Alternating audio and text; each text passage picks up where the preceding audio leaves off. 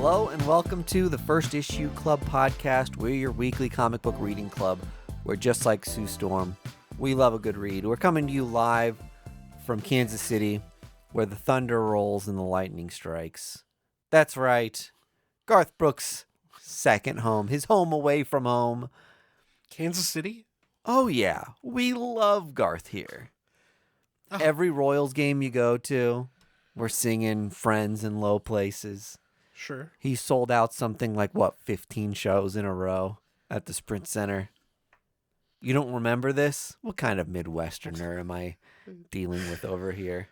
We've got the Cardinals on the other side of the state, okay? Ugh. Bigger and better things. Ugh. Our beer comes in blue cans. East Coast vibes. Yuck. Unlike.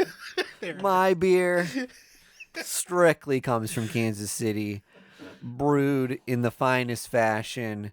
Space Camper, Cosmic IPA, the Boulevard Brewing Company, family of beers. I'm wearing the dang t-shirt. Been there. Done that. I'm a lifer. Got the t-shirt.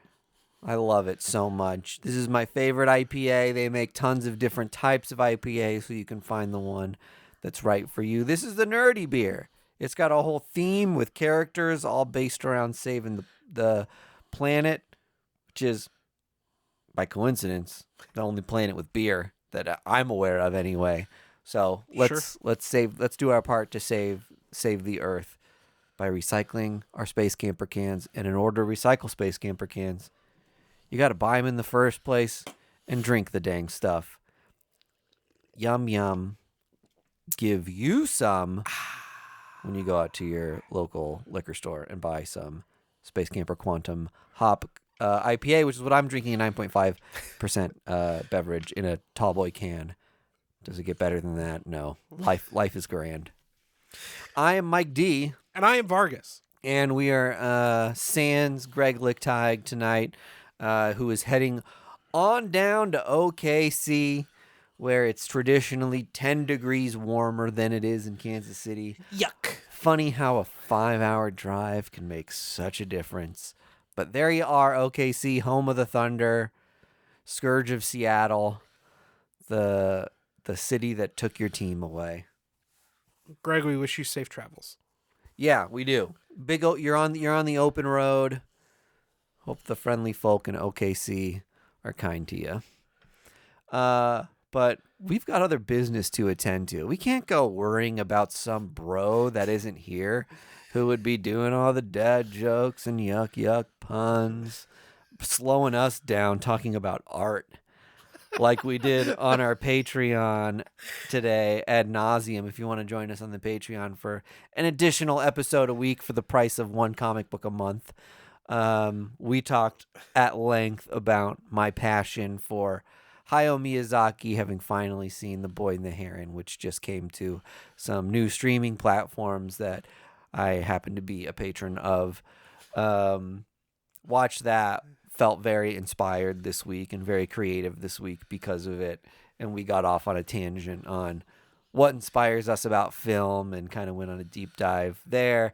And then we also talked about on who we would save or elect into the MCU that came from previous X-Men films. What actors do we want to put on the life raft? Two equally intriguing conversations. I know. It's funny. We started with the lightest comic book fodder that you can think of in the X-Men conversation, and then we went on an existential bender. Hey man, movies are cool. Movies are great. Hey, I guess the whole episode was movie themed at least, so we stayed on a somewhat of a theme there. But today, on our regular episode, we're going to have regular conversations, and what that means is talking about comic books. That's what you come here for. No deviations. None. We right? Never deviate. The Patreon is for deviations. This is for brass tacks. And I've got some comic book news. I don't know if you do too. Nah. No? Okay. We put you on double duty last week, so I know I exhausted all my news. You deserved a nice week off for comic book news, so I went ahead and prepared some topics. First and foremost, let's hear it. Something I'm really excited about as the podcast's resident X-head, Magik, is getting her first solo comic ever. Wow. Starting in January of 2025. And of course, we got a J. Scott Campbell cover. That perv. Of course. That old perv. It's going to look like his wife.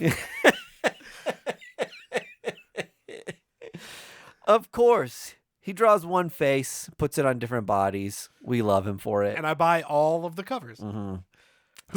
Who's writing? Ashley Allen is writing this and has recently written the Blood Hunt Magik comic that people really dug. Yeah. So returning to the character. Excellent. After a nice one-shot there. So such a cool, dynamic character. It's one of those things where you realize, like, wow, it's been so long, and this is such an iconic character. It's wild to think that this character has never had a solo title before. In an era wherein so many characters get, like, a 4-issue mini or something, but it's still considered, like, volume 1 self-titled series. Like, Magik has never gotten one before. That is kind of nutso. A character that's been around, well, in her alter ego anyway, has been around since Giant Size X-Men numero uno. Yeah, that is wild to think about. Yep.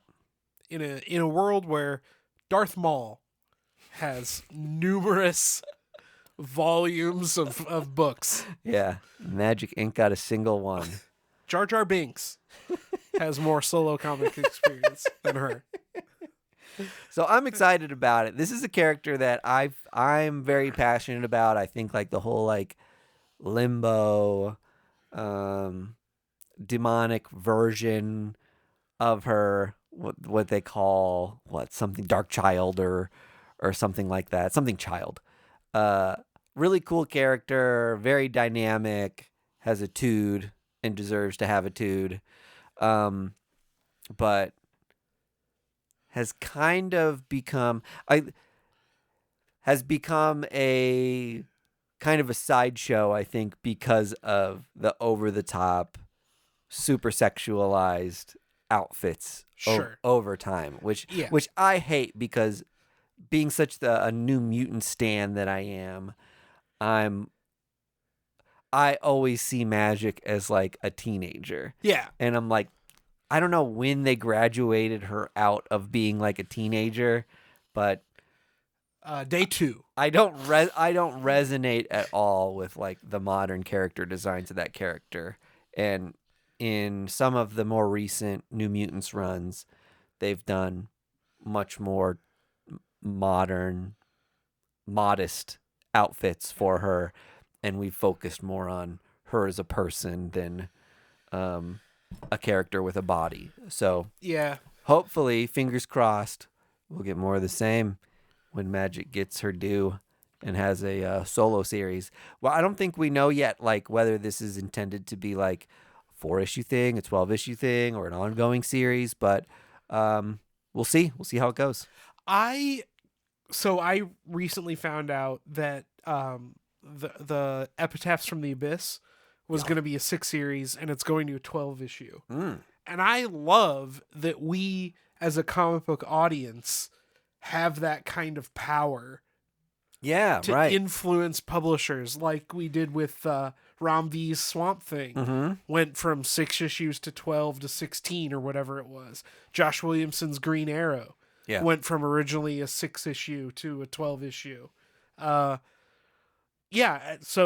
if you're a Magik stan like Mike D is, go buy every cover of issue 1. And maybe it'll go from a 4 issue to an 8 to an ongoing.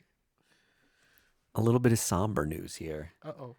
We can't have this episode without talking about the passing of John Cassaday.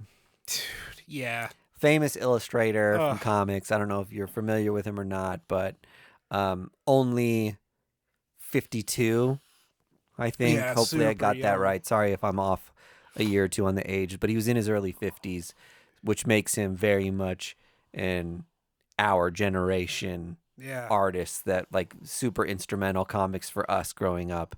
He was illustrating. So sad to see you go, losing another person.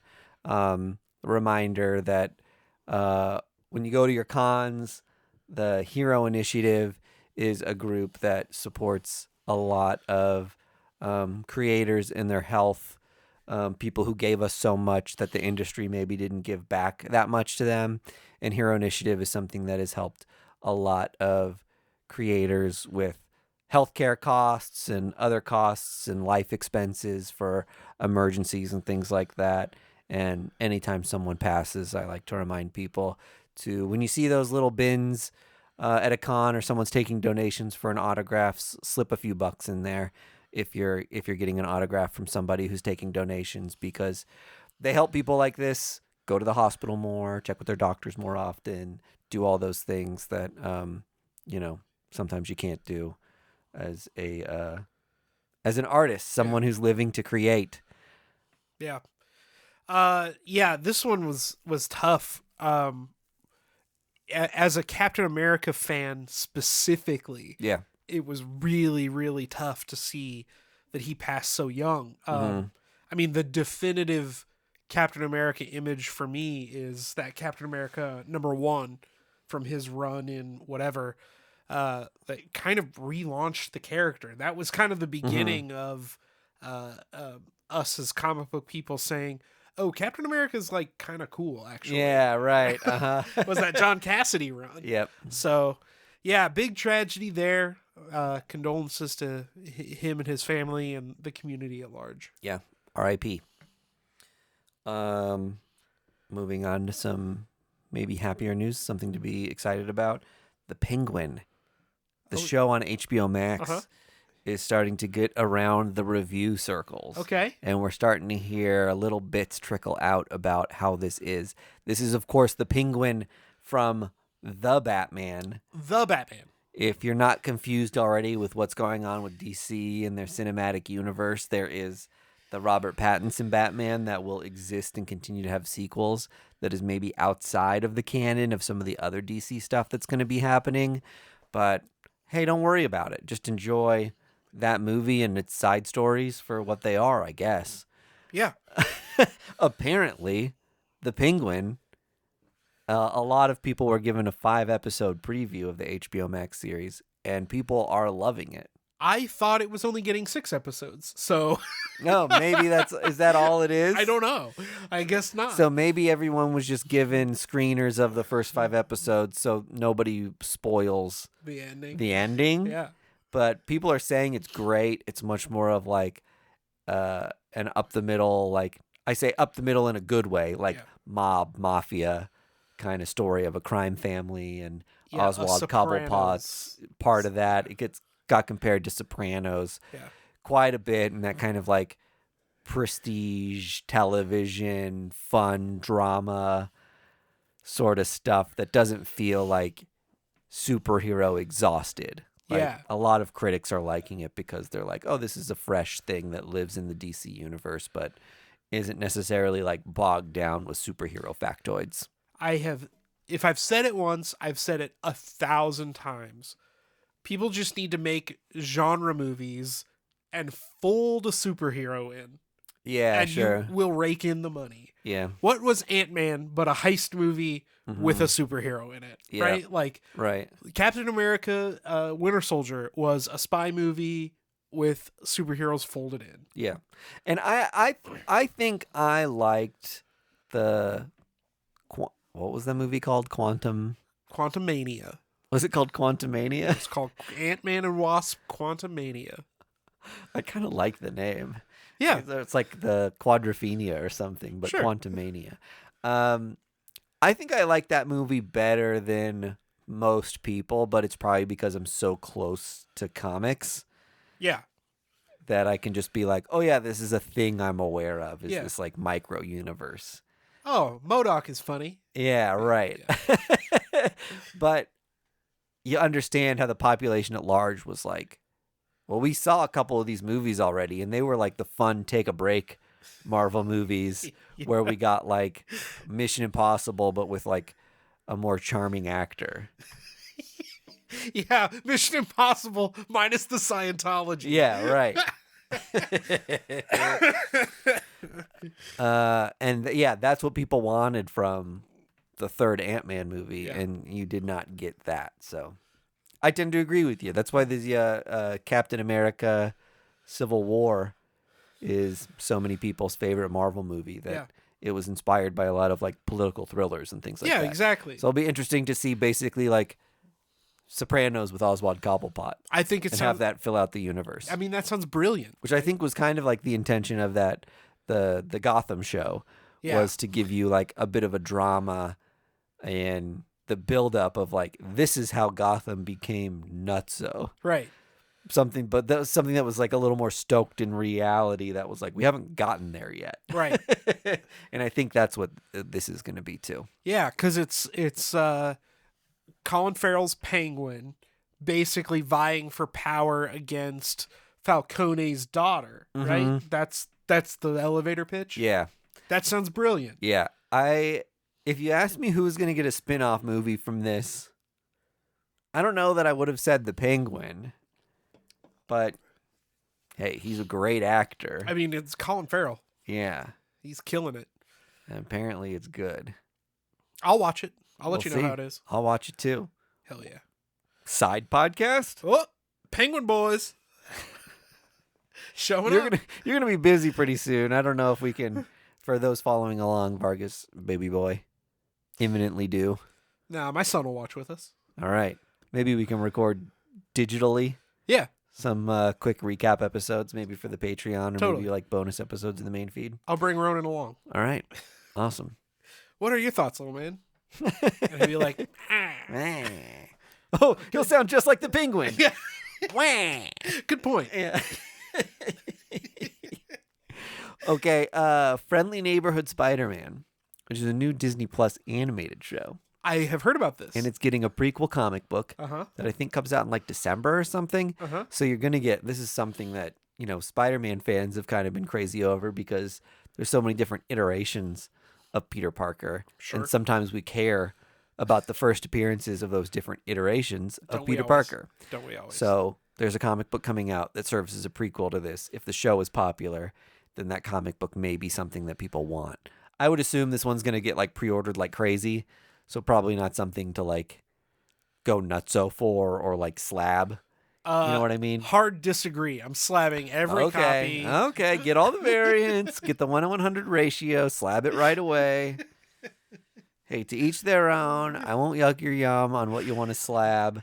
But I'm doing it just to give you the FOMO, Mike. kind of. But yeah, I do think it's kind of fun. And this character looks like, from the character design anyway, that we're getting from Leo Romero, one of my favorite comic book Nice. artists. Yeah. And he's doing at least the cover for these, maybe the interiors too. Cool. Maybe he's involved in the animated show a little bit. He was very much like, we got to do this like fun thing for our project. And so it sounded like he might be involved in the show somehow. I don't know. Who Sure. knows? Maybe a storyboard artist or something. Yeah. In any case,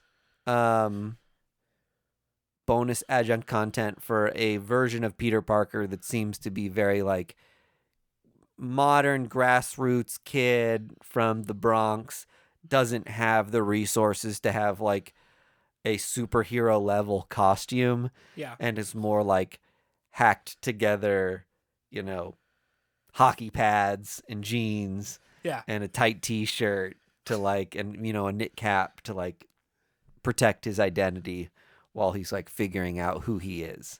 So Sounds like a lot of fun. yeah, I think that sounds like fun. I'm sure this will be like for kids. I'll probably watch a couple episodes of it just because I'm a Spider-Man freak and I want to like know what's going on, Totally. or have some like cultural touchstone of what exactly that show is.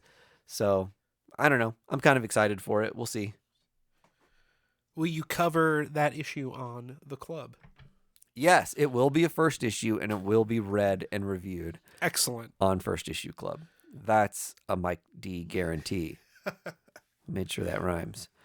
A bunch of Marvel versus Capcom covers are coming. Have you seen any of these? Oh, to go with the re-release of the game. That's exactly right. Excellent. There's Bengus, I guess, is the name of the like concept artist Okay. that worked with Capcom, and a lot of those sketches are ending up on these individual covers. If you Sick. can imagine, like a lot of times with the box art, they have like a big gallery view of like all the characters you can play. Yeah. And this might be like the individual character drawings that are like pulled apart and isolated and slapped onto Cool. covers as a fun marketing gimmick for the game coming out. These covers, the like trend covers or like theme covers throughout the publisher that are just like on every cover of every comic for like a month, used to be something that I was very much like, I don't want this. I want the A cover. These B covers are always throwaway and worthless. The one time I buy the B cover will be the one time that something important happens. Yeah. And and I'll be like, damn it, this version of it is worth $1 and the other version of it is worth $30. And while again, we're comic readers, we're not buying comics necessarily for value, to be clear, but hey, it's a great side effect of spending a shit ton of money on comic books to have something come out the other side of it monetarily, right? Yeah. So you might as well have the copy that's worth a little more. Part of me is kind of turning around on some of this in some respect when it comes to a moment, when these things are tied to a moment in culture. Like the release of a thing or a movie coming out. Yeah. I kind of like going back through my collection and being like, oh yeah, that's when this was happening. Sure. We got the dog. We got a mad dog on the prowl. It's so interesting to hear you say that, Mike, because I had a similar thought the other day, wherein I like these nonsense covers. Yeah. Because when you're flipping through the dollar bin, you can be like, what a weird cover. Yeah. And pull it out and be like, holy shit, this is the first appearance of something. Yeah. Silk. Yeah. Right? But it's not the A cover that everybody wants. It's the weird nonsense cover. There's an iconic cover that's associated with these characters forevermore. Yeah. And then there are other covers that like absolutely no one cares about or recognizes. Yeah. But you can own it. A first print yeah. variant of that cover for nothing. Yeah. Right. And I think that's a fun thing. Yeah, it's a weird hobby. Yeah, it's a terrible hobby. Never read comics. So, yeah, I don't know. Like I said, I'm turning around on it. I think the movie ones are especially fun. Yeah. Where it's like, oh, the new Captain Marvel came out. Here's some like shots of the actors on comic book covers. The new Deadpool movie came out. Here's like an actual still from the movie on the cover. Like those are fun to flip back through my boxes and be like, I remember this moment in time. I liked it a little better when they did like, oh, the Thor movie's coming out, so every cover has a Thor variant. Mm-hmm. And it's not necessarily like, oh, here's Chris Hemsworth as Thor running in the movie Thor. It's just like Spider-Man has Thor Mjolnir. high-fiving Spider-Man because he's got Mjolnir, or Captain America lifting Mjolnir and Thor's like, what are you doing? You know? I think we have opposite takes on this then. I like the thing that's like straightforward referencing the cultural deal. I like when they're like kind of whimsical and nonsense. Yeah. Someone on a Reddit post the other day posted one of the Godzilla covers, and they were like, I love that in 80 years, someone is going to be flipping through short boxes and be like, why was Godzilla in this like Jessica Drew comic? Yeah, exactly. Why is Godzilla breath blasting Khonshu on this Moon Knight cover? Right. Yeah. Was that a thing? It's pretty funny. Okay. September 21st. Uh-huh. Do you remember? The 21st night of September. 21st night of September. It's actually Batman Day. Yeah. Yeah. Yeah, dude. My son will be here. Son will be around for Batman Day. Big important day for Vargas. A lot of stuff going on around the country in your comic book shops. They're having a little event. A lot of I was looking for like Batman Day exclusives or like merchandise and fun stuff, and there was a lot of like digital exclusive things, which I'm not so stoked on. Obviously, as a item hoarder, Yeah. I need the thing, not like a skin of Batman in Fortnite or something. Yeah, you're a physical boy. Yeah.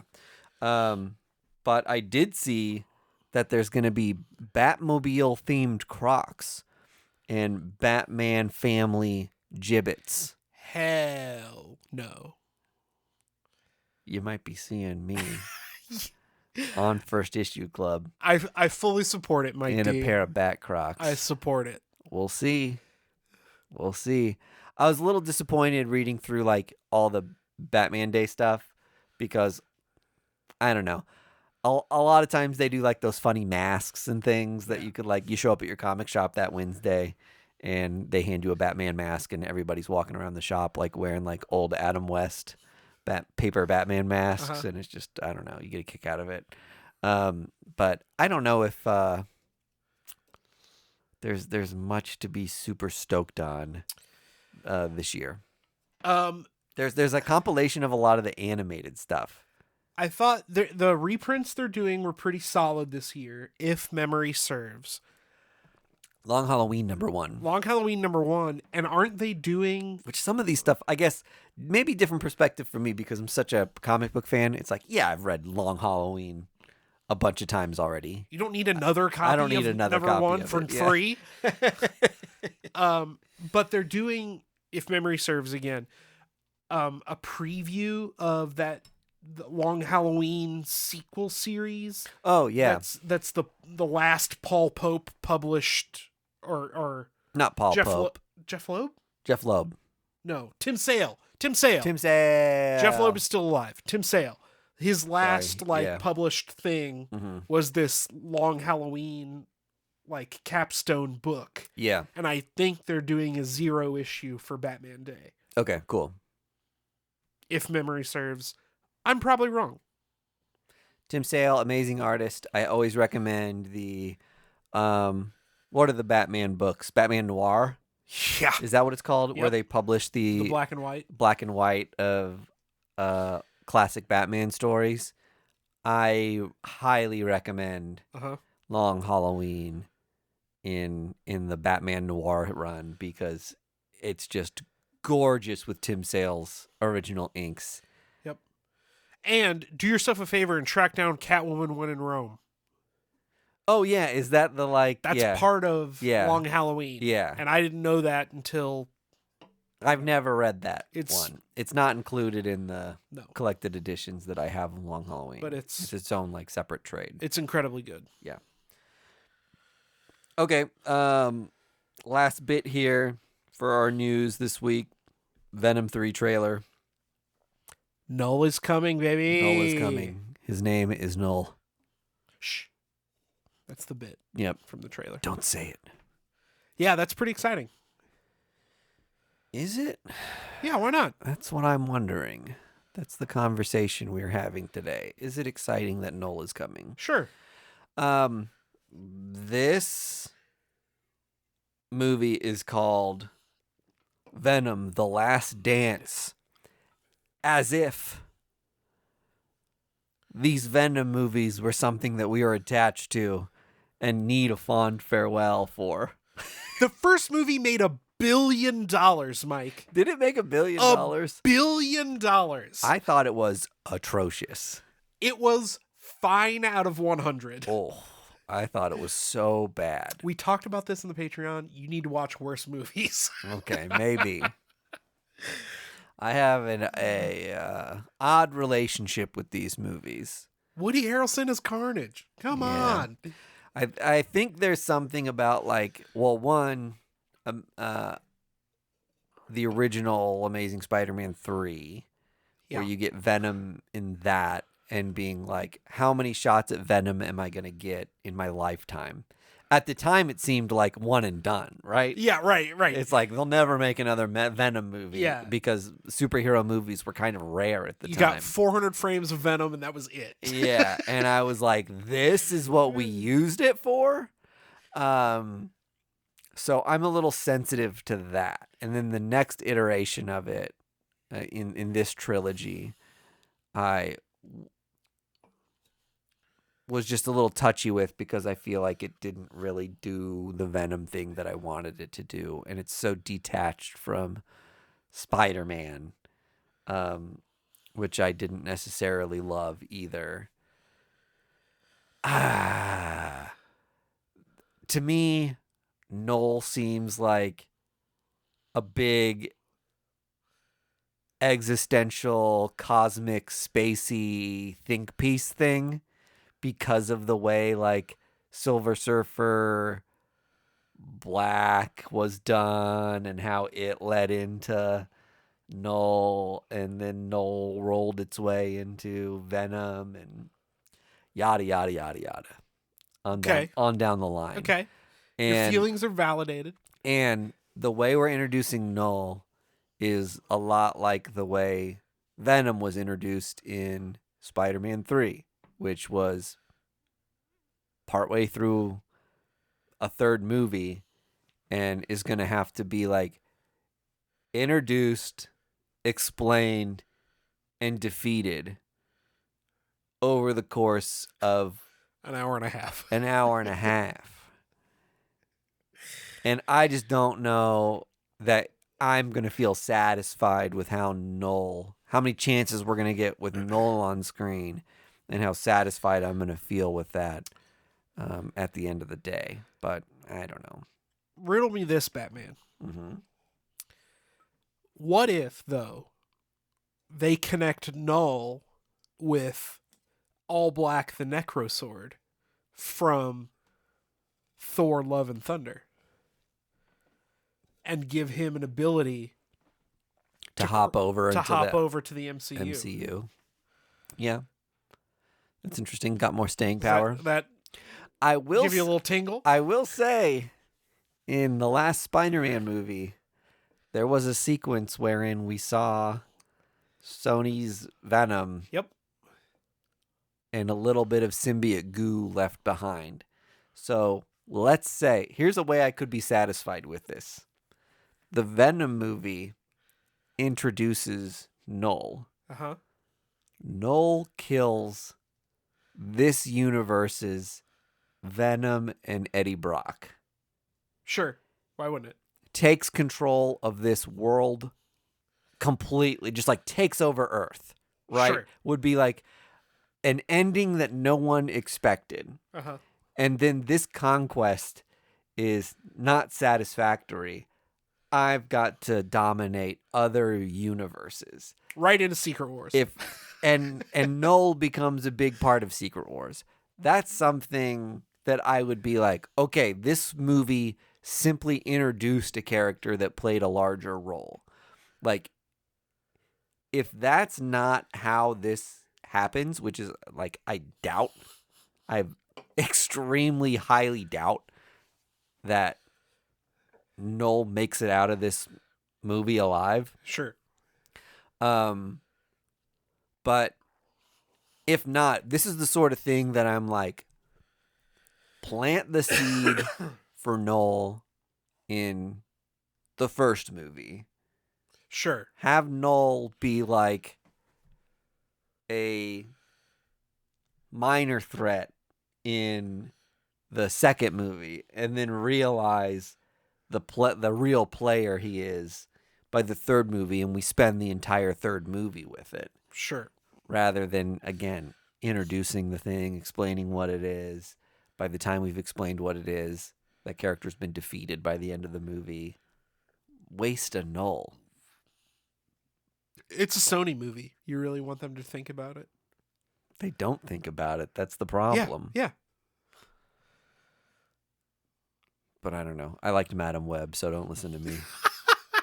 We're going to go see Craven, right? We have to see Craven. Oh, dude. We're going to see Craven. Yeah. Speaking of things you and I have to do, Mm-hmm. I want to get this commitment from you on the air. Oh no. We have to review the Alien Romulus prequel, right? Oh, I didn't know that this was happening. Uh-huh. All right, our metal-teethed aliens. Zach Thompson is writing. Hey, that's exciting. Yeah, and it was made in conjunction with Fede Alvarez, the writer and director of Alien Romulus. This is a Rad. prequel comic. I love it. I'm a Romulus apologist. I loved Romulus. I thought it was so stinking good. Yeah. And I was so surprised to see the mixed reviews on it. Because we saw it like damn near opening day. Oh, yeah. If not opening day. It was opening day. And You think I'm waiting? Come on. And I was just pleased as could be. Yeah. With it, and then to walk back out of it and hear what people were saying about it, I don't know. I think some of the criticism wasn't fair. I think there's some things that, like, when a movie is part of a franchise and it's supposed to do, to me, it's like supposed to fulfill certain things, and then on top of that, it needs to do like a couple new adjunct surprise things. Yeah. That we haven't seen from the series before. It's like it's honoring the thing. It feels of a family. And then in addition to that, it's surprising us with some delights that we hadn't occurred to us in this universe before. And in that respect, Alien Romulus was super successful. Oh, yeah. But for people who were like, I wanted this to be another Prometheus that was like, maybe a little more abstract and told like a weirder, larger story that changed the mythology of what the aliens were and the purpose they serve in the universe and their origin. Like, you didn't get that with this movie, but like not every single movie can readdress that, or just like, or none of the movies mean anything if everything takes a shot at the origin. I think what people wanted was Sigourney Weaver to show up and be like, actually, Hicks and Newt lived, and actually, everything is actually good. Yeah. And here's why your theory was right. Yeah. And then the xenomorph shows up and she hits it with a flamethrower. Mm-hmm. The end. And it wasn't that.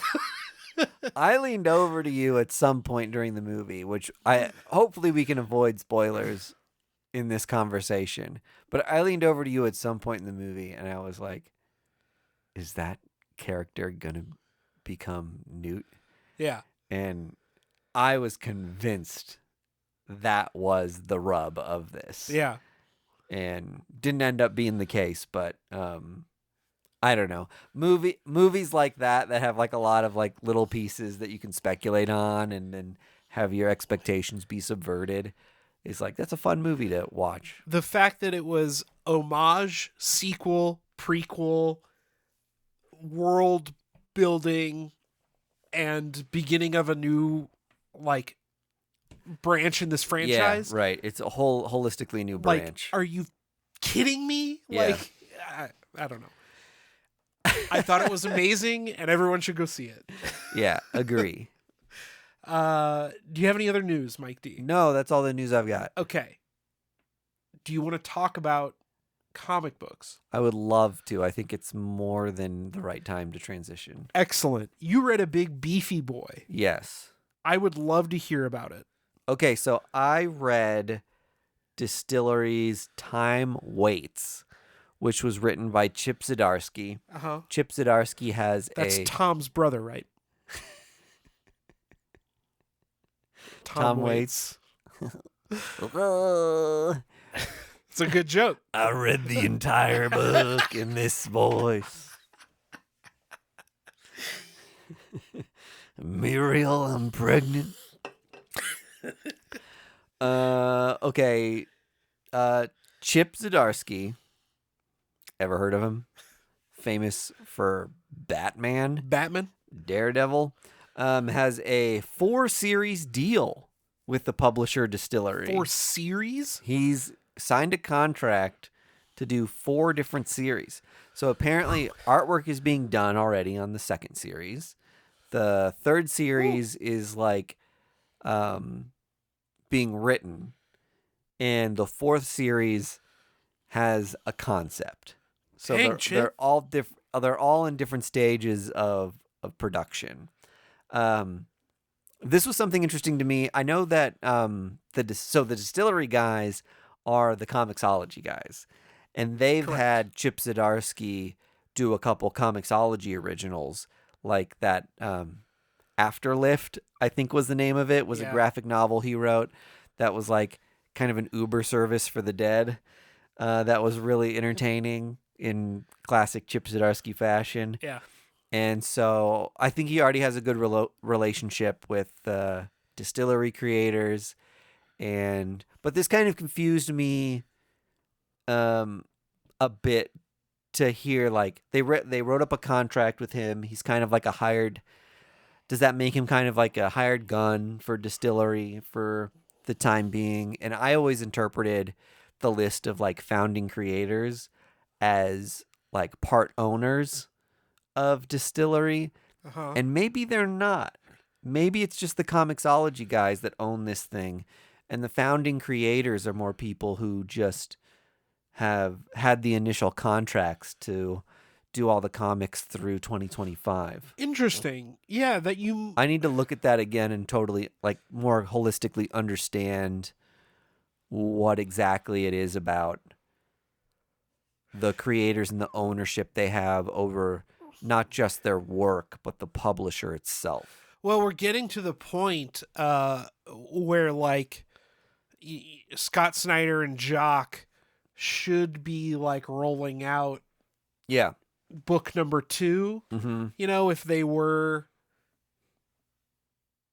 whatever, if they're sticking with the pub, right?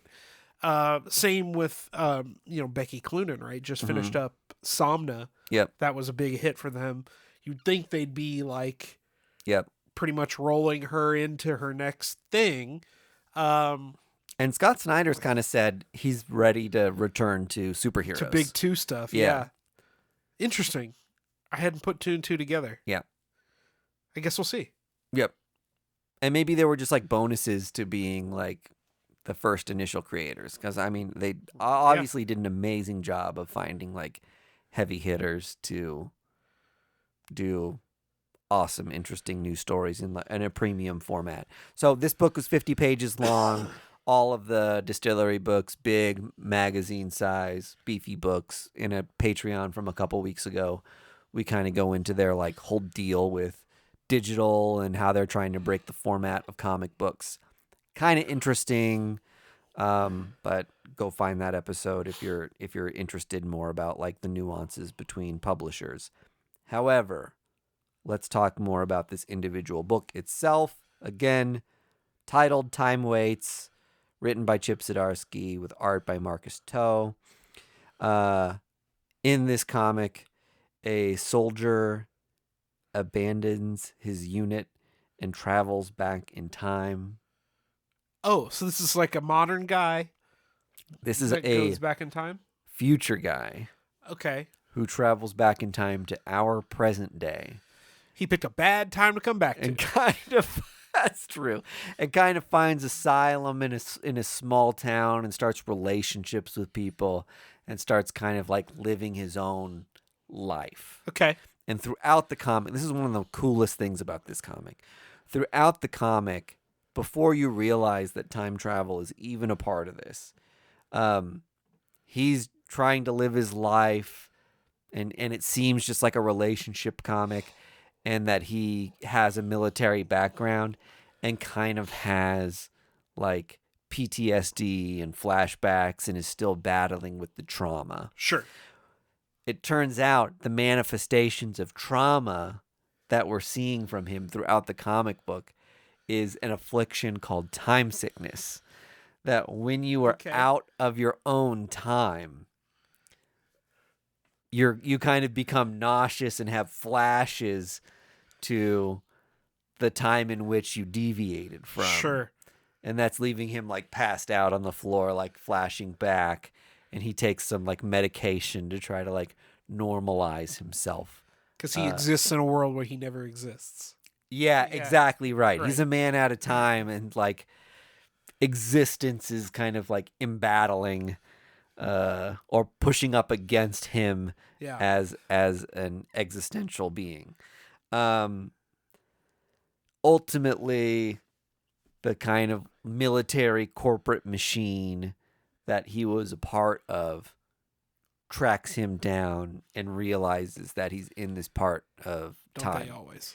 And this is a thing wherein we realize that they think he's got something from a mission that is, I don't know, maybe the MacGuffin, of this book that may or may not exist. It may play some really important role, and he's keeping it from them, and that's the larger thing at play here.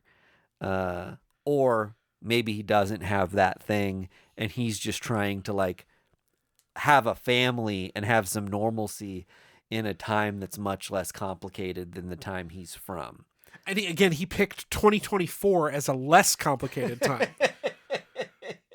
Is this man, I mean, okay? Yeah, in comparison to the time he's from, Sure. must seem like a paradise. So in that, a lot of complicated things, I think, going on that made for a really interesting story. Just to kind of recap or maybe introduce a couple new themes that we didn't touch on, he's got a, I don't know if it's his wife or if it's just his girlfriend or what, but he's got a significant other that is the like sheriff of the town. Okay. And she is that I think is a problem in and of itself because she's got some like responsibility to her town and in reporting certain things or knowing certain things about the goings on of her town. She also wants to adopt a child and start a family, and he's at odds with that, I think, because he knows where the future is going, and two, just like his existence in his life. It's like, how does that work? Well, if we adopt, we're not bringing a new kid who like would be a time anomaly, right? Yeah, into existence. You don't want to pull a Terminator. And so his wife, being like the sheriff of a small town, builds relationships with a lot of the like children who are kind of, abandoned or on the outskirts, and takes them in a lot. And we've got some sweet relationships there, and a lot of the book is her side of the story and kind of like a meditation on family and welcoming someone into this like place of comfort and well-being, and how that like gets disrupted by all the complications that this guy brings in just trying to live his life and have a simple existence. Yeah. So, some complex themes going on there, in addition to just like the fun sci-fi-ness of like there maybe being this MacGuffin that exists and time travelers and a paramilitary unit that's like also like a corporate overlord sort of thing, which is like very typical of future sci-fi. All that being said, if I read this book without knowing who wrote it, and you said, guess who wrote this? Yeah. I would never in a million years guess Chip Zdarsky. Oh, interesting. And it's something where like I love Chip Zdarsky so much, and I've read so much of his work. And as a fan, I kind of feel like I've got obviously he does humor and he does personal stories really well, and he does like in-depth superhero drama that's like very serious very well, and that's the reason why he's got like Batman and Howard the Duck and all these other like public domain and all these other things. Given how varying those books are, I still feel like there is a bit of signature Chip Zdarsky that I can like kind of put my finger on. Yeah. And I did not have my finger on it in this comic book. Interesting. And I don't know, for better or for worse. One, I think it's just like interesting that he wrote something that like seemed atypical to me. So outside his wheelhouse. Yeah, right. That in a way it's like exciting and refreshing.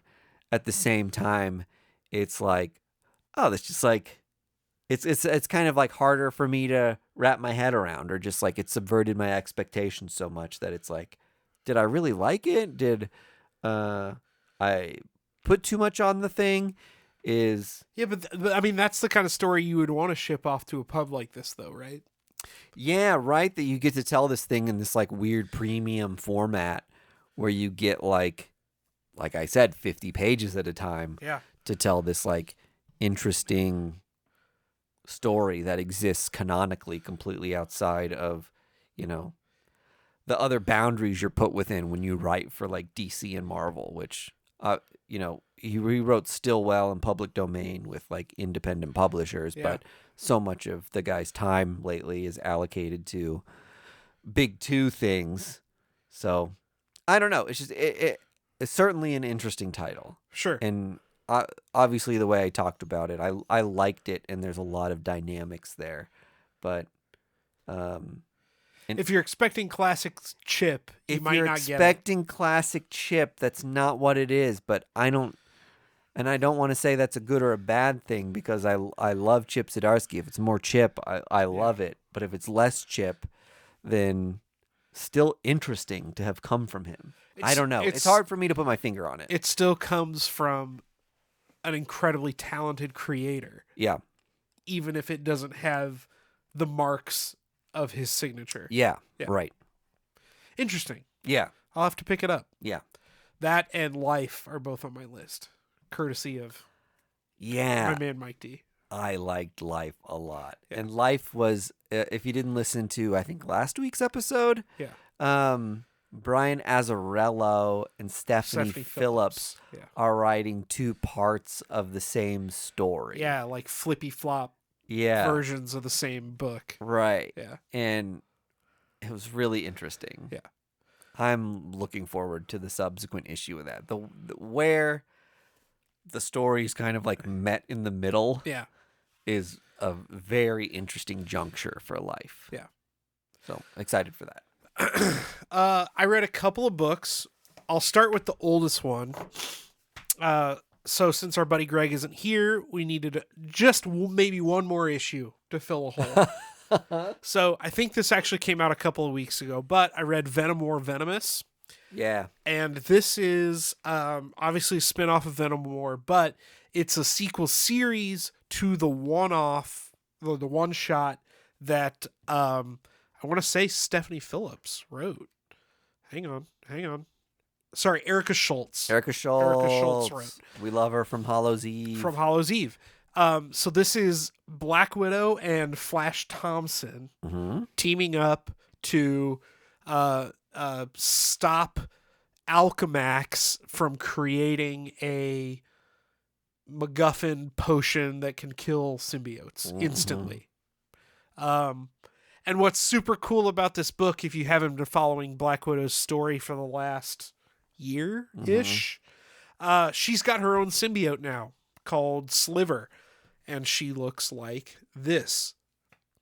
And it's sick as hell. Yeah, awesome character design. To have this spider-based spy character finally having spider-based superpowers was like a stroke of genius. It's like such a obvious thing. Is. I love when stuff like this happens in these stories where like everything has been done before. Yeah. And then you're like, oh yeah, that hasn't been done before. Yeah, Black Widow's never been given spider powers. And the fact that when it happens, I said this the other day about talking about Mary Jane becoming the superhero Jackpot. Yeah.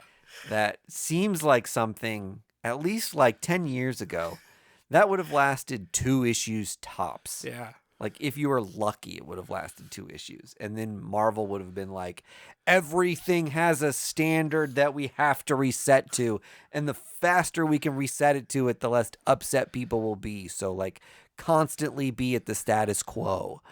I like that Marvel's getting away from that. And they're saying Mary Jane can be a superhero for 3 years. Yeah.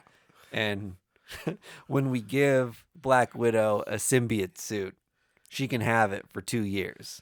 Across titles. Across several titles. Yeah. So my takeaway from this, it's a fun series. It's a lot of like spy action. I think it's leading to a confrontation between Natasha and her symbiote. I think they will clash with each other. But it makes me want another Black Widow ongoing where she has this power. Yeah, right. Like, I just desperately want it. That's the thing that's been lacking from this is Yeah. a solo ongoing Black Widow book, which is very rare, actually. Yeah, I know. She's had a ton of series over the last decade. Yeah. The way Erica Schultz writes her is incredible, and the way Luciano Vecchio. Vecchio. Thank you. I knew you would know. Yeah. The Italiano. Yeah. The artist of this book is incredible. There's a specific panel. Of course, I can't find it right here, but there's a specific panel where she is out of costume and she has like sent her symbiote to like do the thing, and the way the art is rendered, she is so 60s Black Widow. You know, with the poses, and she's in like a turtleneck. Yeah. But it's also very like modern with the writing. Yeah, right. And it's such a good, it's like a Tootsie Pop. You know? It's a good contrast between the... It's not even a contrast. It's like, oh, this is a candy center to a fucking awesome sucker. Like, it's just so good. Yeah. I absolutely loved it, if you couldn't tell.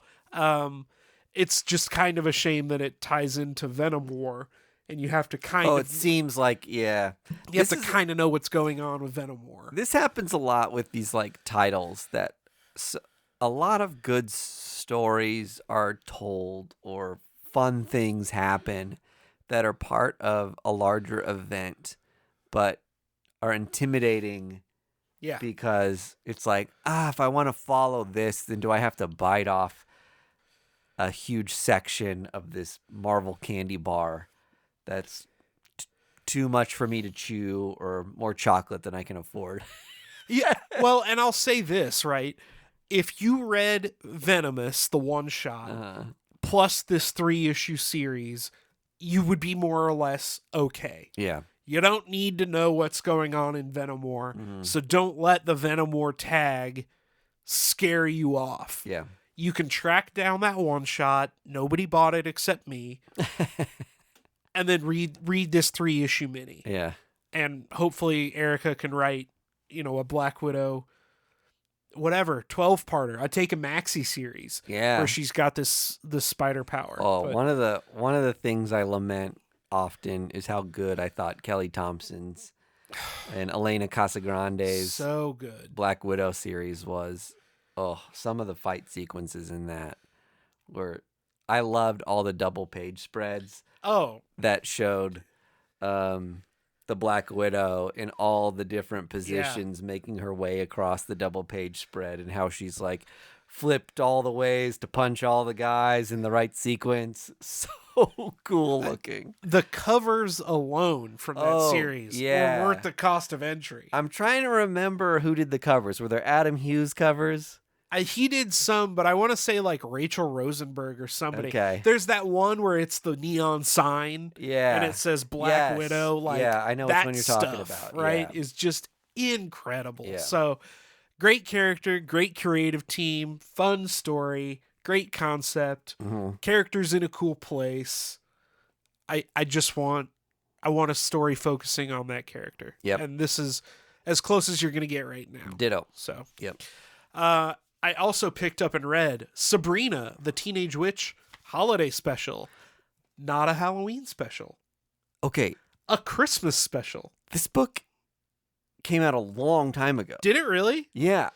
It was on the new shelf Okay. at my LCS. Incorrect placement at your LCS. Oh, okay. I have this comic. February of 24. Yeah. Okay, so this came out a while ago. This came out a while ago. All right, well. Let's talk about it, though. I guess that's why it's Christmas themed. Yeah. I honestly, I picked it up because I needed another number one to talk about, and I loved the Veronica Fish cover. Yeah. It's a cool cover. It also features Kelly Thompson and Veronica Fish doing a Sabrina the Teenage Witch story where she has to rescue a friend from a vampire, a demon, Yep. a something. It works well with the TV show. If you're a fan of the TV show, this book feels like it could be of that. And I was a super fan of the TV I show. thought the TV show was really fun. I loved it. Yeah. And yeah, so it's just more of that, right? Yep. And the backup story in the back, also the same thing. It's Sabrina kind of ruminating about her parents and the life she could have had and all that kind of stuff. This was super fun. Yeah. Super great stuff. Archie's putting out a lot of these really high quality one-shots. They had a whole bunch of them. You know, the Archie horror stuff has a whole bunch of one-shots coming out. They actually advertise, so I'm sure it's already out. They advertise a trade of like Archie horror, the Chilling Adventures trade. That's a whole bunch of these one-shots in one collection. I would say pick it up. I think if you see any of these on the shelf that strike your fancy, you're probably not going to be disappointed.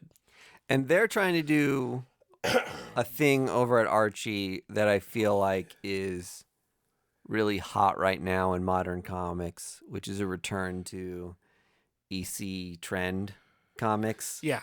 Wherein you've got anthology books. Yeah, anthology books that are like the individual stories are loosely tied together by like a couple teens sitting around a Ouija board. Yeah. And then like 3 horror stories get like told that are like make their way back to them as kind of like the storytellers. How in the old EC comics you'd have like the grave digger, the crypt keeper, and the witch, or you know, whatever their 3 characters were. A lot of the new Archie horror stuff feels like that, but it's doing the stories with like versions of Jughead and Archie and Betty and Veronica and stuff like that. So it's just, I don't know, an extra twinge of fun. Yeah. If you're immersed in that universe at all. And if you're not, then you kind of don't know the difference. And they're still fun. If you're listening to this podcast, you will enjoy it. Sure. Like, if you seek out a podcast about comic books, I'll co-sign that. You will enjoy pretty much anything. Sorry, any of these one-shots that Archie's putting out. And then the last book I read, which was actually new. Hey. Avengers Assemble, #1. Take your time. So, Avengers Assemble #1. There has been some discourse. Yes. Surrounding this book and Steve Orlando in particular, where I think a lot of members of the club don't vibe with Steve. Steve is a challenging creator for me. Yeah. And I think Greg would agree with you. Yeah. I have been a Steve Orlando apologist for a while. And I think this is going to be the book that I tell people to read when they say, "Oh, I don't like Steve Orlando." It is, I mean, it's an Avengers team up book. You're going to get what's on the tin, right? So set yourself up for that. It's not anything subversive. But there are 2 stories being told simultaneously in this book. You get Captain America with basically the team that's on the cover, Shang-Chi, Photon, and Wasp, are the first members recruited, first guys that show up to the mansion because Cap has called in the Avengers backup squad. Mm-hmm. Right after Blood Hunt, the regular Avengers team is off doing their thing, and he's like, okay, we need other folks to fill in the gaps. Right, this is that team. Yep. So the first 4 folks that show up have to immediately respond to Sin, Red Skull's daughter. She has dug up the mask of the goddess of hate and is wearing it and has made everyone in the surrounding city hate each other. So chaos is all over the place, right?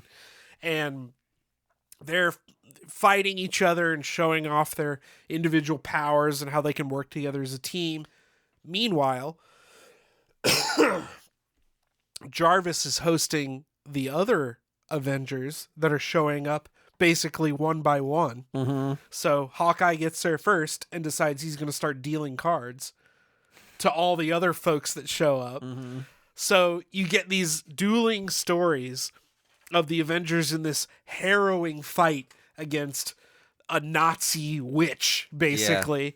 And Hawkeye sitting around a table chilling with his buddies, like, She-Hulk. I need a breather. She-Hulk and Lightspeed from Power Pack. Lightspeed, that's funny. And it's so charming. You know, Wonder Man shows up and like Lightspeed is like, oh, my dad likes your movies. And he's like, oh, my ego. And then the next page is like this classic Avengers, like, Sin's got Photon by the throat, just like beating the shit out of everybody.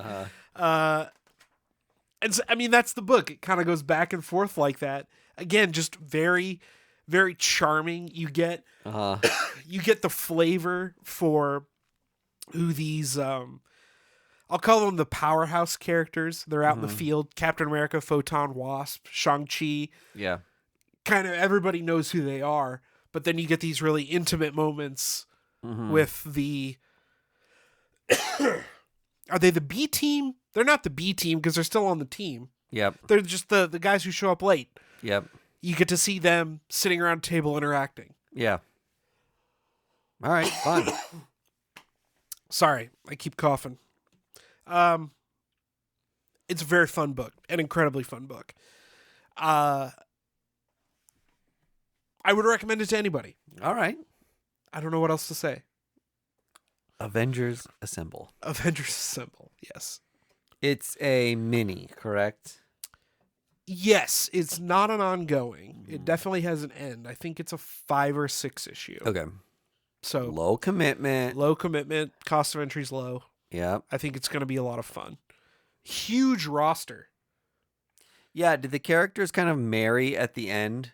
Do we all meet up in one big room? Or do they kind of stay apart? No, they meet up all in one room. Okay. Night Thrasher shows up and gives everybody those sick-ass jackets. Okay. So everybody's got a uniform. All right, nice. It's good stuff. Okay, cool. Again, if you're somebody who has been a Steve Orlando poo-pooer, I would say give this a shot. And if this really isn't your cup of tea, then I'll accept your poo-poo. Okay. How about that? Challenge accepted. Give Avengers Assemble a chance. Yeah, it's fun stuff. All right. I love it. And that, my friends, concludes another week of comic book news, comic book recaps, comic book takes and reviews, suggestions, all the good stuff you want from a comic book podcast. The premier first issue podcast. The best comic book podcast focused on first issues based in Kansas City. Well, that one we easily have. Maybe even Midwest. Oh. Who are our challengers in the Midwest? I don't even know. I'm bad about being aware of the podcast competition. Because there is none. We're all friends. Join us on... That's why. Join us on the Patreon. Join us on the Discord. Yeah. Check us out on YouTube. We post all these podcasts as videos, so you can behold our beautiful faces as you listen to our horrifying voices. Do we have any other news? I'll probably be out for a while. Yep. As I welcome Lisan Al-Gaib, my son, into the world. Yeah, appreciate this. This could be a Last Andy episode for a minute. Yeah. We just don't know. I'm gonna make the commit. This is, if I can pick one thing to do, that is, if you get any free time, this is gonna be my thing. All right. I've also made a commitment to myself to read all the back matter that I have collected. Yeah, sure. So I'm gonna be posting a lot during my paternity to the Patreon for like trade reviews. I'm gonna try and finish Super Gods and do a written review of that. So cool. We'll see what I get through. I love it. With that, we'll bid you adieu. Have a great week. We'll see you next week, Wednesday Warriors. Bag and boredom. Bye-bye. First Issue Club podcast is brought to you by Boulevard Brewing Company, the people responsible for our favorite drinks, the Space Camper Cosmic IPA family of beers. Our show is edited and produced by our hosts Mike DeStacy, Greg Lichtag, and Andy Vargas. You can find us on social media at First Issue Club, and you can join the supporters who keep our humble podcast going on our Patreon at patreon.com/firstissueclub.